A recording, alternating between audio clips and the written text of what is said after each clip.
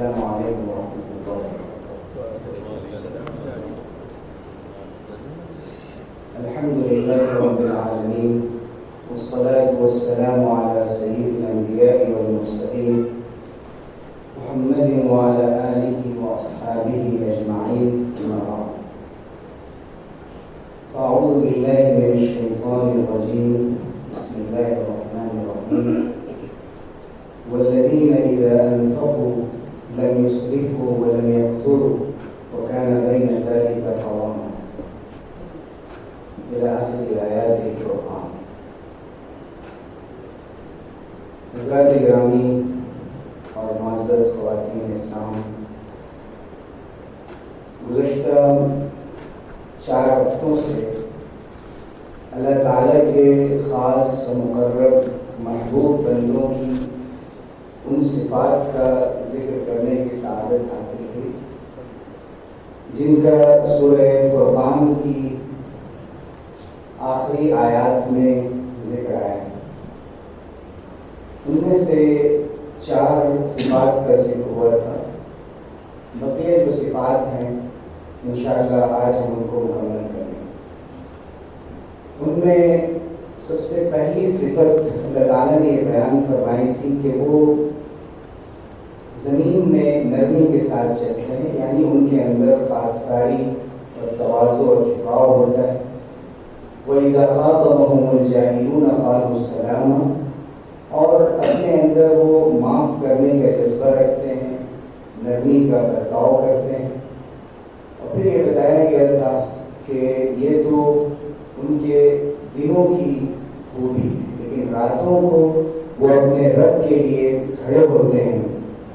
اور سجدے میں اور قیام میں وقت گزار رہے ہوتے ہیں، اور رات کا اکثر حصہ عبادت کرنے کی کوشش کرتے ہیں، یا جتنی بھی اللہ تعالیٰ توفیق دے تو اللہ کے ساتھ ان کا معاملہ ہی ہے۔ اور اس کے ساتھ یہ بتایا گیا تھا کہ جب وہ یہ کام کرتے ہیں اپنے ساتھ، اللہ کے بندوں کے ساتھ، اور اللہ کے ساتھ ان کا رشتہ اور معاملہ یہ ہے، وہ کیوں کرتے ہیں؟ اس لیے کہ ان کو آخرت کی پکڑ کا ڈر ہے، ان کو اللہ کی رحمت کی امید بھی ہے، اور آخرت میں اللہ تعالیٰ کی طرف سے جو سوال ہوگا اس کے جواب دینے میں انسان کو جس قسم کی دشواریاں پیش آئیں گی ان پر ان کی نظر ہے، اور اسی لیے وہ بہت سوچ سمجھ کر زندگی گزارتے ہیں، اور راتوں میں یہ دعا کرتے ہیں کہ ہمارے رب جہنم کے عذاب کو ہم سے دور فرما۔ اس کے ساتھ ساتھ پھر اللہ تعالیٰ نے چند خوبیاں اور بیان فرمائی۔ ان میں سے ایک وہ ہے جس کا ذکر ابھی ہم نے تلاوت خطبے میں جو تلاوت کی آیت اس کے اندر آیا کہ اللہ تعالیٰ نے فرمایا کہ والذین اذا انفقوا، کہ ان کا حال یہ ہے کہ یہ خرچ کرتے ہیں، اور خرچ کرنا کوئی بری بات نہیں ہے، جیسے کہ حلال مال کمانا، حلال طریقے سے، اچھے طریقے سے کمانا، اور پھر اسے خرچ کرنا، اور خرچ کرنا اپنے اوپر، اپنے گھر والوں کے اوپر، اپنے رشتہ داروں کے اوپر، فقراء اور مساکین کے اوپر، اور جو بھی جائز اور مباح کام ہیں ان میں خرچ کرنے میں کوئی حرج نہیں، اور کئی مرتبہ وہ بڑے اجر و ثواب کا باعث ہے۔ لیکن اللہ تعالیٰ نے اس کے ساتھ ساتھ فرمایا کہ ان کا حال یہ ہے کہ جب خرچ کرتے لم یسرفوا، تو وہ اسراف نہیں کرتے، یعنی جائز کاموں میں خرچ کرتے ہوئے بھی وہ اتنا زیادہ نہیں خرچ کرتے جو ضرورت سے زیادہ، اس چیز کے تقاضے سے زیادہ ہو، اس سے کم میں کام چل سکتا تھا۔ اور اس کا یہ مطلب نہیں ہے کہ تنگی کر دی جائے، لیکن اس حد میں داخل نہ ہو جائے کہ اس میں کسی سے مقابلے کا جذبہ نظر آنے لگے، ریاکاری ہونے لگے، اور انسان کسی بھی حد سے نکل کر خرچ کرنے لگے، اسے اسراف فرمائیں۔ وَلَمْ يَقْتُرُوا، نہ اسراف کرتے ہیں اور نہ تنگی کرتے ہیں، یعنی بخل سے بھی کام نہیں لیتا۔ ایسا نہیں کہ جب وہ خرچ کرنے سے رکتے یہ سوچ کر کہ اسراف ہو جائے گا تو جہاں خرچ کرنا چاہیے وہاں بھی خرچ نہیں کرتے، جسے سورہ بنی اسرائیل میں فرمایا گیا کہ ایسے مت بن جاؤ کہ اپنے ہاتھ کو بالکل گردن سے باندھ وَلَا تَجْعَلْ يَدَكَ مَغْلُولَةً إِلَىٰ عُنُقِكَ کہ اپنے ہاتھوں کو گردن سے باندھ لو کہ جہاں بھی خرچ کرنے کا موقع آئے تو تمہارے ہاتھ کھلے ہی پہ نہ ہو کہ تم جیب سے پیسے نکال سکو وَلَا تَبْسُطْهَا كُلَّ الْبَسْطِ اور اس طرح بھی ہاتھ کو بالکل پھیلا مت دو کہ خرچ کرتے جاؤ اور کوئی پرواہ نہ ہو، جو ضروری کام ہے وہ رہ جائیں، تمہیں بالکل اپنی چیزوں کا کوئی حساب نہ ہو، فَتَقْعُدَ مَلُومًا مَحْسُورًا اگر اس طرح بے حساب خرچ کرو گے تو پھر یہ ہوگا کہ ایک وقت پہ جب یہ پیسے ختم ہو جائیں گے تو تم اس طرح بیٹھ جاؤ گے کہ لوگ ملامت کریں گے کہ دیکھو ان کو کوئی پوچھتا نہیں اور انہوں نے بیجا پیسے خرچ کیے محصورا، اور انسان تنگ دل ہو جاتا ہے، پریشان ہو جاتا ہے۔ تو اللہ تعالیٰ نے دونوں پہلوؤں کا ذکر فرمایا کہ انسان زندگی میں قناعت سے بھی کام لے، اور کئی جگہ جہاں وہ زیادہ خرچ کر سکتا تھا لیکن اپنی عادت درست رکھنے کے لیے، اور اس لیے کہ خدا نخواستہ اگر زندگی میں تنگی آ جائے تو انسان ان حالات میں اس قدر پریشان نہ ہو جائے کہ جیسے اللہ نے اس کی سانسیں چھین لی اور وہ اپنے اسٹینڈرڈ سے نیچے نہ اتر پا رہا ہو، اس کو جو درجہ مل گیا ہے اس سے نیچے اترنے کو تیار نہیں اور اس کے لیے انتہائی سخت دشواری کا سامنا ہو۔ تو اللہ تعالیٰ نے جیسے ہر چیز میں اعتدال کا حکم فرمایا ہے، میانہ روی کا حکم فرمایا ہے، ماڈریشن کی تعلیم دی ہے، خرچ میں بھی یہی تعلیم دی گئی اور منع کیا گیا اس بات سے کہ حد سے زیادہ خرچ کیا جائے۔ قرآن مجید میں دو لفظ استعمال ہوئے ہیں، اسراف کا لفظ بھی استعمال ہوا ہے، تبذیر کا لفظ بھی استعمال ہوا۔ سورہ بنی اسرائیل میں فرمایا گیا وَآتِ ذَا الْقُرْبَى حَقَّهُ وَالْمِسْكِينَ وَابْنَ السَّبِيلِ، رشتہ دار کو اس کا حق دو، مسکین کو اس کا حق دو، مسافر کو اس کا حق دو، خیر کے سارے کام کرو وَلَا تُبَذِّرْ تَبْذِيرًا، لیکن پیسے کو بکھیر مت دو، غیر ضروری ایسے اخراجات جو گناہ کے خرچ ہیں۔ اور مفسرین نے یہی فرق لکھا کہ تبذیر یہ ہے النفقۃ فی معصیۃ اللہ، کہ جن چیزوں کو اللہ تعالیٰ نے حرام قرار دیا ہے ان میں خرچ کرنا یہ تبذیر ہے۔ اس کے معنی بھی فضول خرچی کے ہوتے ہیں اردو زبان میں، اور اسراف کے معنی بھی فضول خرچی کے ہوتے ہیں، لیکن تبذیر زیادہ بری بات ہے۔ مبذرین کے بارے میں قرآن نے کہا ان المبذرین کانوا اخوان الشیاطین، کہ یہ جو مبذرین ہوتے ہیں مال اللہ کا دیا ہوا ہے، انسان کو ملکیت دی گئی ہے، لیکن اس کا یہ مطلب نہیں ہے کہ وہ جہاں چاہے خرچ کرے، ثواب میں، گناہ میں، اور گناہ کے کام میں، معصیت کے کام میں خرچ کرنا شروع کر دے تو وہ شیطان کے اشارے پہ کام کر رہا ہے اور ابلیسی عمل کو اختیار کر رہا ہے۔ فرمایا گیا کہ وہ شیطان کے بھائی، وَكَانَ الشَّيْطَانُ لِرَبِّهِ كَفُورًا، شیطان اپنے رب کا ناشکرہ ہے، تو ایسا شخص بھی اپنے رب کی نعمتوں پر شکر کیا ادا کرے گا بلکہ وہ ناشکرہ ہو جائے، وہ اپنے آپ کو ہی سب کچھ سمجھ لے گا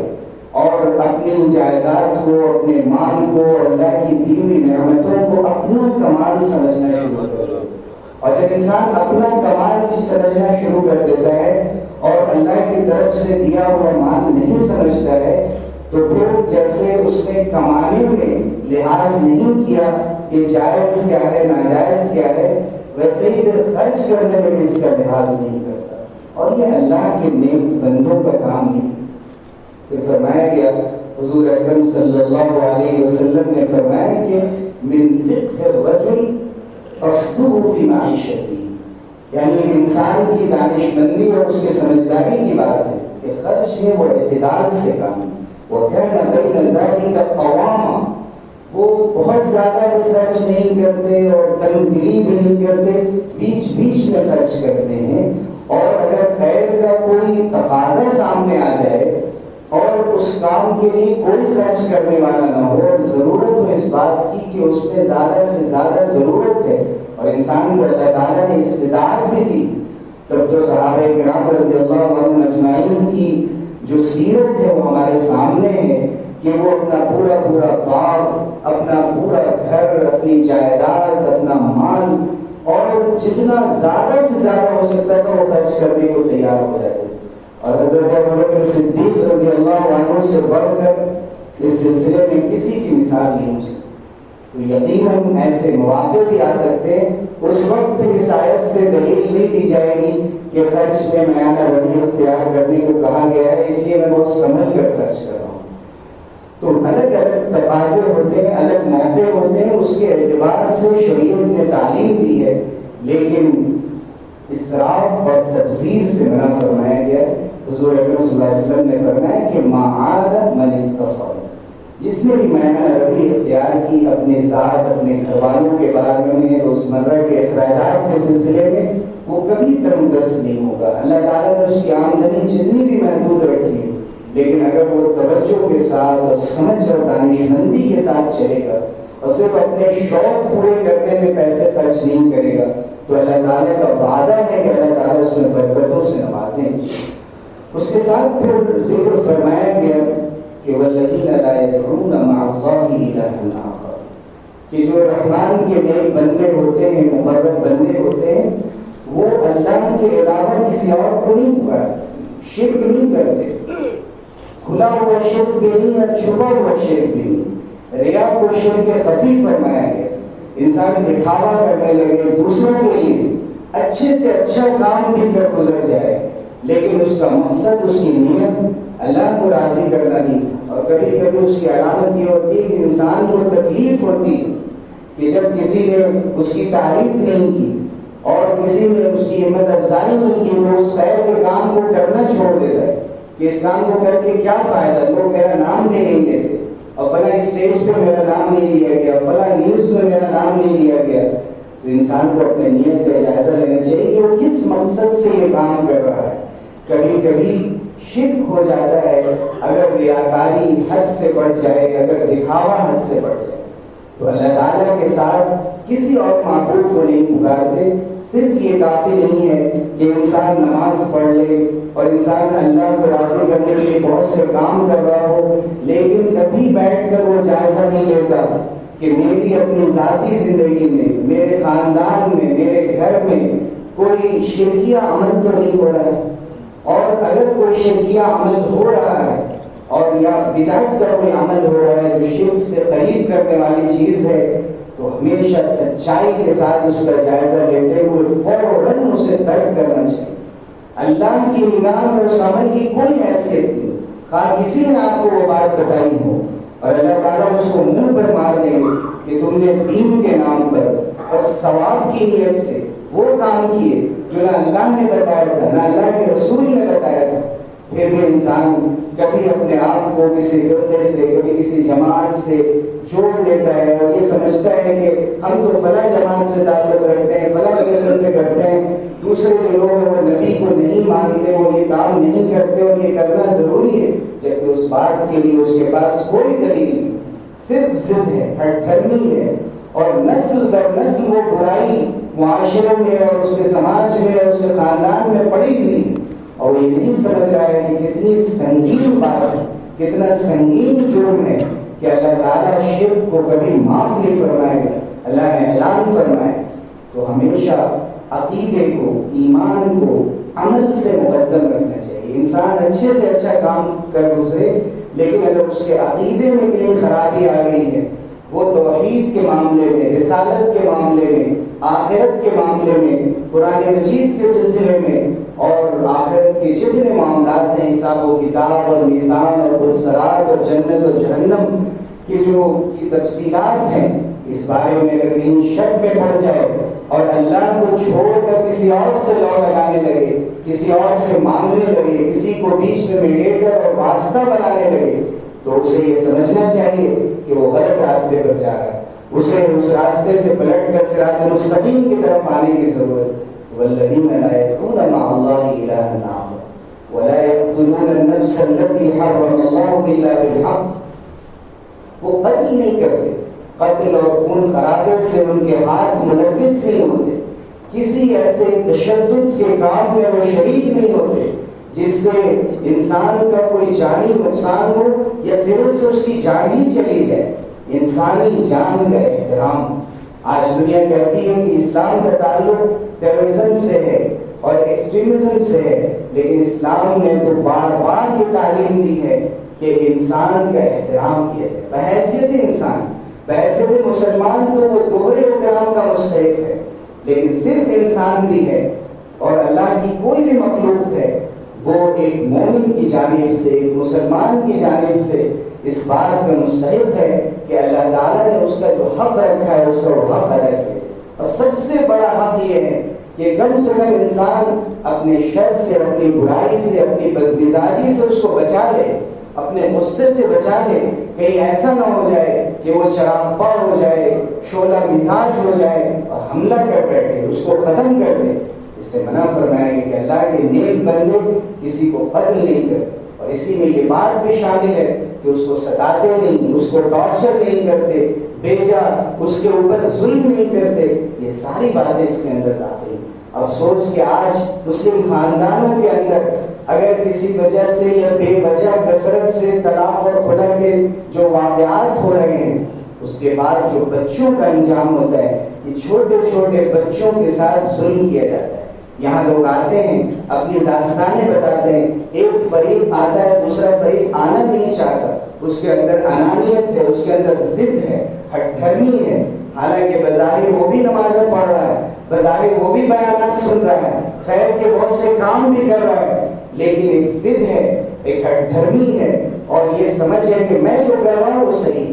اسی وجہ سے کبھی بچوں پر ایسے ایسے ظلم کیے جا رہے ہیں. ماں باپ کی طرف سے اس کو بھٹکانے کی کوشش کی جا رہی ہے. اگر باپ کے ساتھ بچے ہیں تو ماں کے تعلق سے، ماں کے ساتھ ہے تو باپ کے تعلق سے بدگمان کیا جاتا ہے. رشتوں کو ختم کیا جا رہا ہے، رشتوں کو کاٹا جا رہا ہے. اس سے بڑھ کر بدبختی کی کیا بات ہوگی کہ انسان اللہ کا نام لیتا ہو، قرآن کو پڑھتا ہوں اور وہ رسول اللہ صلی اللہ علیہ وسلم کے نام کی دعائی دیتا ہوں اور ہمیشہ آپ پہ درود و سلام بھیجتا ہوں، پھر آپ کے نقش قدم سے دور، پھر وہ شیطان کی دی ہوئی انانیت میں مبتلا ہو گیا ہو کہ انا خیر منہ، میں اس سے بہتر ہوں، مجھ سے وہ بہتر نہیں ہے، اس لیے میں جو کہہ رہا ہوں یہ صحیح.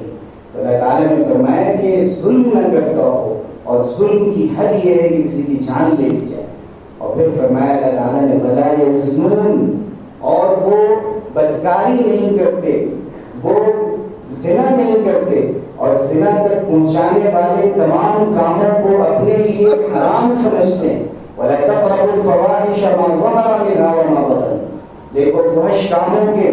گندے اور بے حیائی کے کاموں کے قریب بھی مت جانا. ان میں بعض چیزیں وہ ہیں جو بالکل ظاہر ہیں کہ کسی کے ساتھ ایسا معاملہ کیا جائے کہ جو انسان اپنی بہو بیٹیوں کے ساتھ، اپنی ماؤں کے ساتھ پسند نہیں کرتا. اور اس کے ساتھ ساتھ یہ بھی داخل ہے جو باطنی گناہ ہے، اس سلسلے میں دلی گناہ ہے. انسان کا دل خراب ہو جائے، اس کا دماغ خراب ہو جائے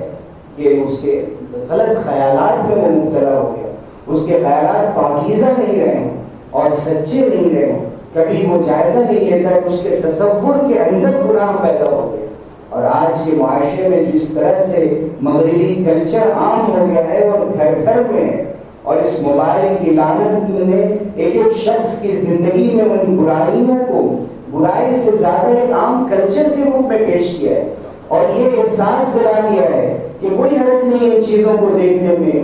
غلط سلط ویڈیوز ہیں، غلط سلط چیزیں ہیں، انسان کبھی بھی اس کی پرواہ کرتا تھا. ایک شریف آدمی یہ سمجھتا تھا کہ کہیں غلط جگہ میری نگاہ نہ اٹھ جائے اور ہر شخص کا احترام ہونا چاہیے. لیکن آج یہ حالت ہے کہ لوگ یہ سمجھتے ہیں اور اس طرح کے قوانین دنیا میں عام ہو رہے ہیں. لیو ان ریلیشن شپ ہے، LGBT کے جو نعرے ہیں، یہ چیزیں تو انسان کی فطرت کو مسخ کر رہی ہیں. اور ایک سماج سے جڑا ہوا، خاندان سے جڑا ہوا انسان بھی ان باتوں پر غور کرنے لگا ہے. بعض لوگوں نے ہم سے سوالات کیے تو مجھے حیرت ہوئی. مسلمان ہیں، نمازی ہیں، لیکن ان کے ذہن میں یہ بات پیدا ہو گئی کہ ہو سکتا ہے کہ فطرت میں میرا جھکاؤ سے مردی کی طرف ہے، کسی عورت کا جھکاؤ عورتی کی طرف سے، تو فطری طور پہ فطرت کے خلاف کیسے کیا جاتا ہے؟ نیچرلی میرے اندر یہ بات. ہم نے کہا کہ فطرت آپ کی مسخ ہو گئی،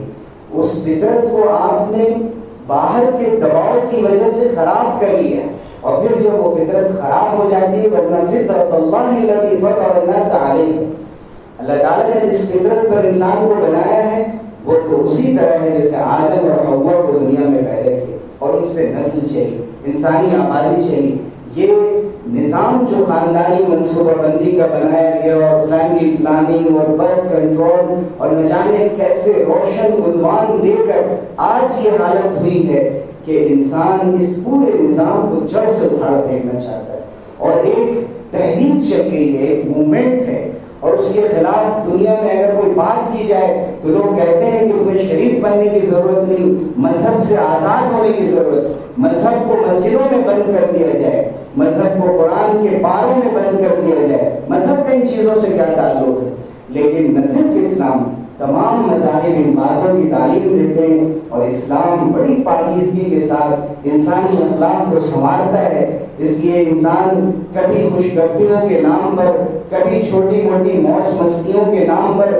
کہیں اتنی دور نہ چلا جائے کہ انسان بدکاری کر بیٹھے، اس آخری برائی میں مبتلا ہو جائے کہ جسے سخت ترین کبیرہ گناہ قرار دیا ہے۔ پھر اللہ تعالیٰ نے ذکر فرمایا کہ یہ لوگ جو کہ شرک کرتے ہیں، جو لوگ قتل خون خرابے کرتے ہیں، جو زنا کرتے ہیں، پھر ان کا ذکر فرمایا کہ اگر وہ اسی پر ڈٹے رہے اور باقی وہ مشرک ہو گئے یا مشرک ہیں، تب تو ان کے سزا میں بہت اضافہ کر دیا جائے گا۔ یخلد فیہ مہانا، ہمیشہ ہمیشہ ذلیل ہو کر جہنم میں رہیں گے، الا یہ کہ وہ توبہ کر لیں اور پھر سے آ جائیں۔ الا من تاب وآمن وعمل عملا صالحا فإنه يتوب إلى الله متابا۔ پھر رحمان کے بندوں کی کچھ دو تین خصوصیات اور ذکر کی گئی۔ والذین لا یشهدون الزور، کہ وہ لوگ ہیں جو ایسی مجلسوں میں نہیں جاتے، ایسے میلے ڈھیلوں میں، ایسے ایگزیبیشن میں نہیں جاتے، اس میں شریک نہیں ہوتے، آر سمجھتے ہیں۔ ایسا نہیں ہونا چاہیے کہ انسان اپنا احساس ختم کر دے، وہ دینی مجلسوں میں بھی شرکت کر لیتا ہے، اور وہ گانوں اور رقص کی مجلسوں میں بھی شرکت کر لیتا ہے، اور وہ یہ سمجھتا ہے کہ یہ ایک طرح کا ایونٹ ہے اور اسے انجوائے کرنا چاہیے۔ وہ حلال اور حرام کی تمیز کو ختم کر دیتا ہے۔ قرآن نے کہا کہ وہ اللہ کے نیک بندے نہیں ہو سکتے۔ والذین لا یشهدون الزور، وہ بری مجلسوں میں، گناہ کی مجلسوں میں، سینما اور تھیٹر میں اور اس طرح کی بری چیزوں میں وہ شریک نہیں ہوتے۔ والذین لا یشهدون الزور کا ایک مطلب یہ بھی ہے کہ وہ جھوٹی گواہی نہیں دیتے۔ زور کے معنی جھوٹ اور یشہد کے معنی گواہی دینا اور شریک ہونا۔ دونوں ترجمے اور تفسیر اس آیت کے کیے گئے ہیں۔ تو اس کا یہ مطلب ہے کہ اگر کورٹ میں، کچہری میں کہیں بلا لیا جائے اور انسان سے اس لیے کہ یہ میرا دوست ہے، اس لیے کہ میرا پارٹنر ہے، اس لیے کہ میرا قریبی ہے، کسی غلط بات پر بھی اس کا ساتھ دے دے، یا عام زندگی میں بھی کسی کی غلط طرفداری کر دے، یہ ساری باتیں اللہ کے خوف کے خلاف ہیں، اور غفلت کی بات ہے کہ انسان کہہ دے جا کر کہ ہاں یہ فلاں کی زمین ہے، اور اسے یقینی طور پہ معلوم ہے کہ اس کی زمین نہیں، یا کم سے کم اس کو تحقیق نہیں ہے، لیکن اس نے کہہ رکھا ہے کہ ہم تمہیں کوئی رشوت دے دیں گے، یا رشوت نہیں دیں گے تعلق اور محبت کی بنیاد پر، یا شرما حضوری کی بنیاد پر، کہ بیچارہ کیا کہے گا، کل یہ میرے ساتھ کسی جائز کام میں کھڑا تھا، آج مجھے اس کے ساتھ کھڑے ہو جانا چاہیے، اور ہم نے یہ بھی نہیں دیکھا کہ وہ بات صحیح ہے یا غلط، اور اس کے لیے ہم نے گواہی دے دی۔ آپ کو معلوم ہے کہ جھوٹی گواہی کتنا بڑا جرم ہے۔ حضور صلی اللہ علیہ وسلم نے فرمایا الا انبئکم باکبر الکبائر، میں تمہیں نہ بتاؤں کہ سخت ترین اور بڑے گناہ کیا ہیں؟ 3 بار آپ نے صحابہ سے پوچھا، اور اس کے بعد حضور اکرم صلی اللہ علیہ وسلم سے جب ایک شخص نے پوچھا کہ کیا ہے وہ گناہ، تو آپ نے فرمایا اللہ کے ساتھ شرک، پھر فرمایا وعقوق الوالدین، والدین کی نافرمانی اور ان کو چھوڑ دینا بے سہارا اور بے یار و مددگار، اور اس کے ساتھ پھر آپ صلی اللہ علیہ وسلم وجلس وکان متکئا، آپ ٹیک لگا کر دیوار میں بیٹھے ہوئے تھے، ایک اور تکیے سے ٹیک لگا کر بیٹھے ہوئے تھے، آپ سنبھل کر سیدھے بیٹھ گئے، اور پھر آپ نے فرمایا الا وشہادۃ الزور، سن لو اور جھوٹی گواہی، پھر آپ نے فرمایا الا وشہادۃ الزور، الا وشہادۃ الزور۔ تو راوی کہتے ہیں عبد الرحمن ابن بکرہ، ابی بکرہ اپنے والد سے نقل کرتے ہیں، وہ کہتے ہیں کہ ہم نے کہا یا لیتہ سکت، کاش خاموش ہو جاتے. رسول اللہ صلی اللہ علیہ وسلم کے تعلق سے نبی کی زبان گویا ہے اس وقت، اور ایک ایسی بات کے سلسلے میں کہ جس میں ہم سے کبھی کوتاہی ہو سکتی ہے، کاش کہ آپ خاموش ہو جاتے. اور ڈر لگنے لگا لوگوں کو کہ کہیں کوئی عذاب نہ آ جائے. تو حضور اکرم صلی اللہ علیہ وسلم نے شرک کا ذکر کیا، والدین کی نافرمانی کا ذکر کیا، اور جب جھوٹی گواہی کا ذکر کیا تو یہ سمجھا کہ لوگ اس کو ہلکا سمجھتے، اس لیے آپ نے بڑی تاکید کے ساتھ اس سے منع فرمایا. تو یہ رحمان کے مقرب اور خاص اور نیک بندوں کی پہچان ہے کہ وہ نہ برائی میں شریک ہوتے ہیں اور نہ وہ جھوٹی گواہی دیتے ہیں. اور پھر آگے فرمایا گیا کہ وہ اس طرح سے ہوتے ہیں کہ جب کسی لفظ کے پاس سے گزرتے ہیں تو مروا کراما. یہ تو بہت دور کی بات ہے کہ وہ کسی برائی کی مجلس میں شریک ہوں گے اور قاتل ہو جائیں گے اور اللہ کو بھول جائیں گے. وہ کسی بیجا اور لایعنی باتوں کے پاس سے گزرتے بھی ہیں جہاں پر ایسی چیزیں چل رہی ہیں جو جہاں اگر کوئی شریف آدمی شریک ہو جائے تو اس پر تہمت آ جائے تو وہاں سے شرافت کے ساتھ گزر جاتے ہیں. حضرت عبداللہ ابن مسعود رضی اللہ عنہ کے بارے میں حضور اکرم صلی اللہ علیہ وسلم کو معلوم ہوا کہ کہیں سے گزر رہے تھے اور وہاں کوئی غلط قسم کی مجلس چل رہی تھی. حضرت عبداللہ ابن مسعود رضی اللہ عنہ کو تیزی سے گزر گئے وہاں سے. جب حضور کو معلوم ہوا تو حضور صلی اللہ علیہ وسلم نے فرمایا کہ ابن مسعود کریم ہو گئے، ابن مسعود کریم ہو گئے، شریف ہو گئے. اور ان کو سند دے دی حضور صلی اللہ علیہ وسلم نے کہ برائی سے اتنا بچنے کا اہتمام کہ اگر ہمارے اندر طاقت نہیں ہے اس وقت اس برائی کو ختم کرنے کی تو کم سے کم ہم وہاں تعداد نہ بڑھائیں اور وہاں رک نہ جائیں اور اس چیز میں کہیں غفلت میں شریک نہ ہو جائیں، اس لیے بہت تیزی کے ساتھ وہاں سے گزر جائیں. اور پھر فرمایا گیا کہ وہ لوگ ہیں کہ جب ان کو ان کے رب کی آیات پڑھ کر سنائی جاتی ہے اور نصیحت کی جاتی لم یخروا علیہا صما وعمیانا، تو یہ بھی نہیں ہے کہ اندھے بہرے ہو کر سمجھا نہیں سمجھا، کسی بات کو آدھا سمجھا یا بالکل نہیں سمجھا اور غلط سلط عمل کرنے لگے، کسی شبہ میں مبتلا ہو گئے، بلکہ وہ دین کو سمجھنے کی کوشش کرتے ہیں اور دین کو سمجھ کر اس کی تعلیمات کو جان کر حضور اکرم صلی اللہ علیہ وسلم کی سنتوں کو سمجھ کر اور اس کے مطابق پھر عمل کرتے ہیں. اور اخیر میں فرمائیں گے کہ وہ لوگ ہیں کہ اپنی تو فکر کرتے ہی ہیں، اس کے ساتھ ساتھ دعا کرتے ہیں ربنا هب لنا من ازواجنا وذرياتنا قرة اعین، کہ ہمارے رب ہمارے بچوں اور ہماری بیویوں کے سلسلے میں ہمیں ایسی چیزیں عطا فرماؤ اور ان کے ایسے کام ہمارے سامنے آئیں، ایسے خیر میں وہ اپنا وقت گزاریں کہ ہماری آنکھیں ٹھنڈی ہو جائیں، ہمارا دل خوشی سے باغ ہو جائے اور ہمیں مسرت حاصل ہو. اور ہمیں آپ نے جن لوگوں کا امام بنایا ہے، گھر کا قائد بنایا ہے، گھر کا ذمہ دار بنایا ہے، ایسے لوگوں کا ذمہ دار بنا دیجیے اور امام بنا دیجیے جو تقوی اختیار کرنے والے ہوں، جو اللہ سے ڈرنے والے ہوں. پھر اللہ تعالیٰ نے اہل ایمان کی 12 صفات کو ذکر کرنے کے بعد آخر میں اس کا اجر بیان فرمایا. اولئک یجزون الغرفۃ بما صبروا، دنیا میں جنہوں نے صبر کیا تھا، برداشت کیا تھا، جو اپنے آپ کو گناہوں سے روکے رکھنے کے لیے اپنے نفس سے انتقام لیا تھا اور اس سے لڑے تھے، صبر کے مفہوم میں یہ سب چیزیں داخل ہیں. اس کے بدلے میں تو غرفہ عطا کیا جائے گا، جنت کے بالا خانے عطا کیے جائیں گے جن کے بارے میں حضور اکرم صلی اللہ علیہ وسلم نے فرمایا کہ جنت میں ایسی بلند جگہیں بھی ہوں گی کہ جو عام اہل جنت ہوں گے وہ جب ان خاص لوگوں کی جنتوں کو دیکھیں گے تو ایسے ہے کہ جیسے ہم دنیا میں تاروں اور ستاروں کو آسمان میں دیکھتے ہیں اس طرح سے رش کریں گے کہ اللہ نے اتنی بلندیوں پر ان کو رکھا ہے. پھر حضور اکرم صلی اللہ علیہ وسلم نے فرمایا کہ جنت میں ایسے بالا خانے ہوں گے